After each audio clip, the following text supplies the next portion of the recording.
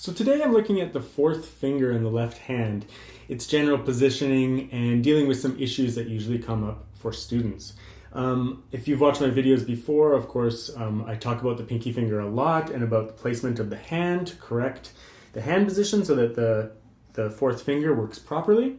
But what I'll do today is I'll just talk about how to approach the positioning of the left hand to optimize the fourth finger. And then I'll go over a couple of exercises from my technique book. My technique book, for those of you who already have it, you'll know that it really emphasizes that fourth finger. I always keep it in the mix a lot in order to engage with it often so that students can think about their technique in relationship to their fourth finger. There's links for the book underneath the video and everything like that, but you can just watch the video for free and gain the tips. So whenever I'm teaching left-hand technique, we have to start from your guitar position and posture, because if your guitar position is off, then your left-hand position is going to be off, and that's going to affect everything. So we must have like the head of the guitar around eye level, approximately a 45-degree angle. Here's some pictures of that.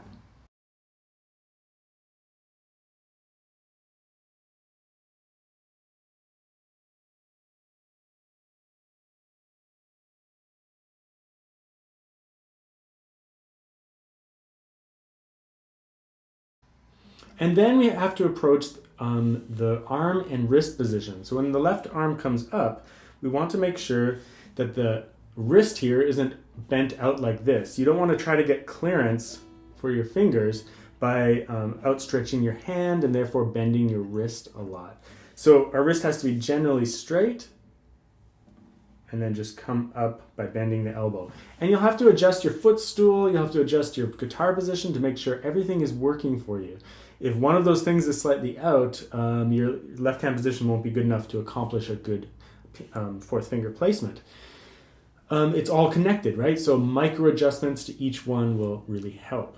Now, the biggest thing is your knuckles being parallel with the strings. If they're not, if I position my hand like this, and I try to play my fourth finger like on the third string, see how outstretched that is?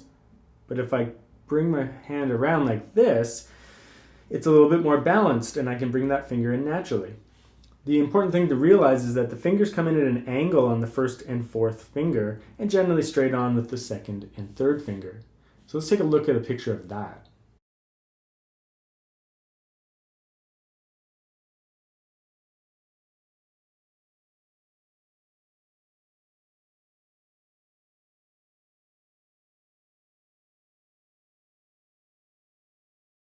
So those knuckles have to be parallel, otherwise we're going to be always reaching out our fourth finger. That's especially apparent in first position. If we have to use our fourth finger and I see a student like outstretching their finger like that, so not curving the fingers, then I know that their knuckle has to come in and around so that we're parallel, forcing that finger to curve.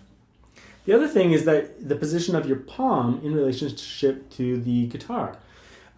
If the palm is really far out, you can see my fingers are really stretched out. But if I bring my palm into the guitar, it forces curvature out of the fingers. So sometimes a good idea is to just bring the palm in, touch the neck, and then curl the fingers, and then you can start playing.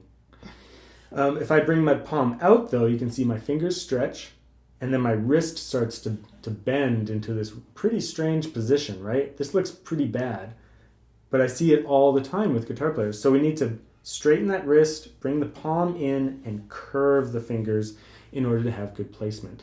I mean, beginners should know that you have to play close to the fret on your fingertip with curved fingers. But there's so much to do with that. There's all these four things that I just mentioned, like posture, guitar position, wrist and arm position, knuckles parallel with the fingerboard, and then palm close to neck. There's a lot of variables that can go wrong in all those four things. So you have to review it a lot. Let's go over some exercises so I can demonstrate ways to engage with this, but also show you good and bad positions for the hand. So this comes from my technique book. You can get it as a PDF or as a hard copy, but there's a whole bunch of exercises in it. So you can pick that up if you like, but if not, I'm sure a lot of your technique books already have exercises similar to this. So like a super easy exercise would just be one finger per fret, right? You can do that at the 5th fret, or you can do it at the 1st fret. The main thing to do though is when you're playing is to be careful that you're not deviating from any of those things we talked about.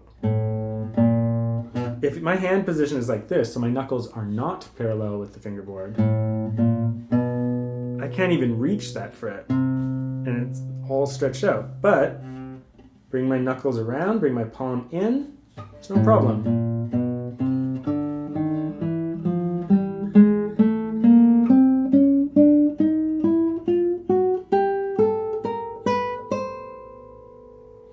Same thing in first position. If my hand isn't parallel, it's like this. I can't reach that 4th fret on the 6th string.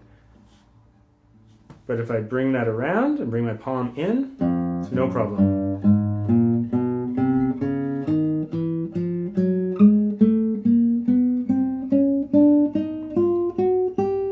Now my book then goes through a whole bunch of exercises emphasizing the 4th finger. So like the first one would be just 1 and 4.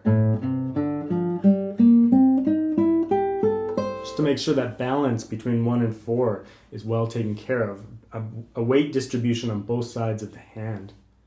And then the next exercise is like all the constant usage of 4th finger. I love these ones. You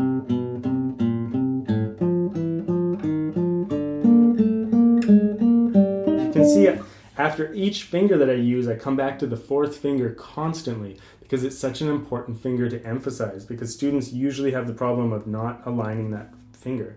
So by playing the 4th finger constantly after each other finger, you can remind yourself to be in a good position the whole time. So that's 4, 3, 4, 2, 4, 1, 4, 3, 4, 2, 4, 1, 4, 3, 4, 2, 4, 1, etc., etc.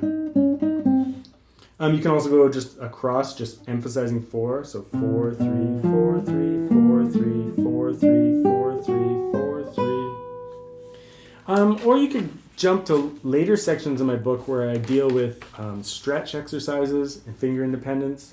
One exercise that I love is just this improving the left hand alignment, where we go across the strings in the opposite kind of feeling. Usually we play like this, right? Lots of chord shapes look like that, but this one is the opposite. So we go 4, 3, 2, 1 across the strings to really emphasize the 4th finger being close to the bass strings, or that knuckle being closer to the fingerboard. And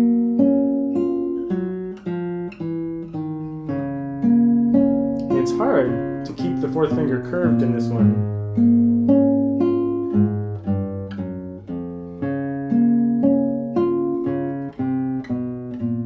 Students just have a hard time even doing that exercise if their alignment is off. Or a more active one would just be using those fingers lots across the strings. 4, 1, 4, 1, 4, 1, 4, 1. Sorry.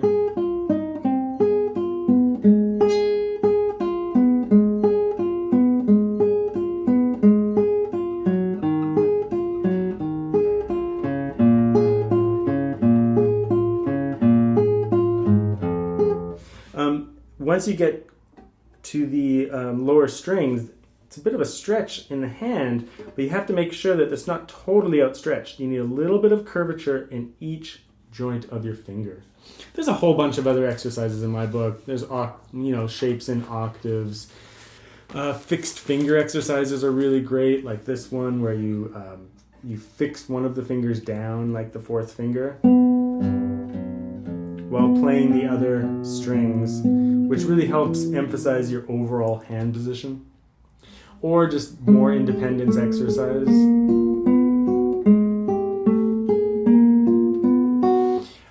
But it's all about just that 4th finger really coming around. So I hope you explore that this week and go through those 4 position topics that I talked about. Position, arm and wrist, knuckles parallel, palm close to the neck, and then go over some technique exercises, emphasizing all those things. And then when you go to play your repertoire, hopefully that will be in your mind and in your hand so that when you're playing your repertoire, your fourth finger will behave a little bit better.